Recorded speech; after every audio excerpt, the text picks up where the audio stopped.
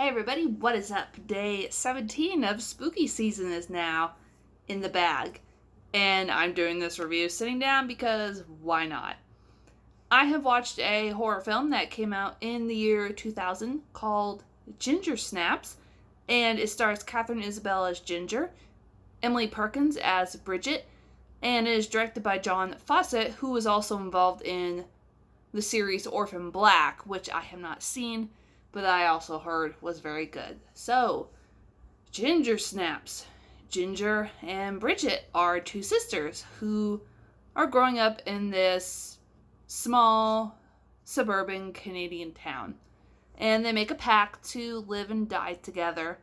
But everything changes whenever on the night of a full moon, when Ginger gets her first period, she is attacked by a lycanthrope werewolf creature who has been killing dogs around town. So she gets attacked by this creature, and then she starts to become more distant from her sister Bridget as she goes through all these changes. So, Ginger Snaps.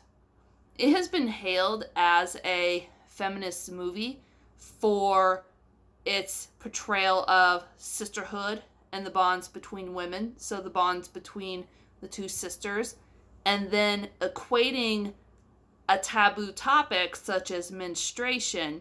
So equating that, with the full moon, because a menstrual cycle is about 28 to 30 days, which is about the amount of time it takes to get from one full moon to the next.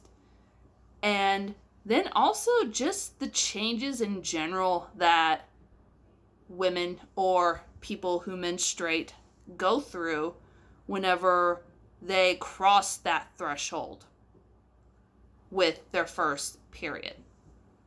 So, Ginger Snaps was really interesting.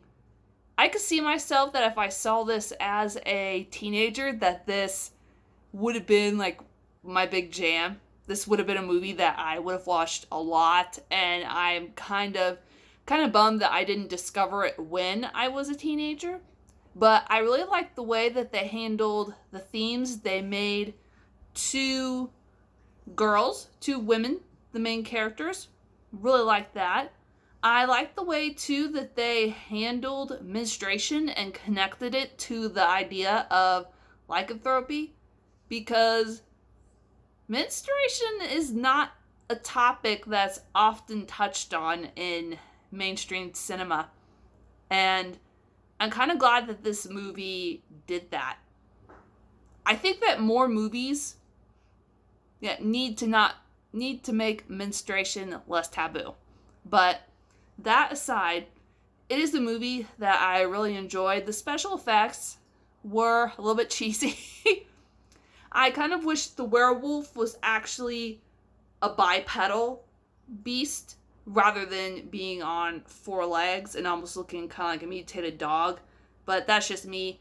I like my werewolves in that way. And speaking of, making werewolves are usually the province of men, because if you think of most of, say, the werewolf movies, The Wolfman,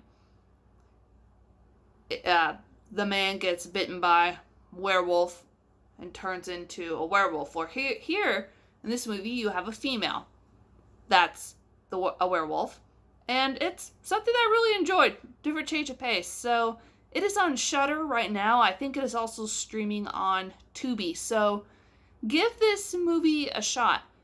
Like I said, I wish young Brandy had discovered it, because it would have been a movie that she would watch over and over again. This movie, I would only watch if I was in the mood for it, but I still really enjoyed it. So, until next time.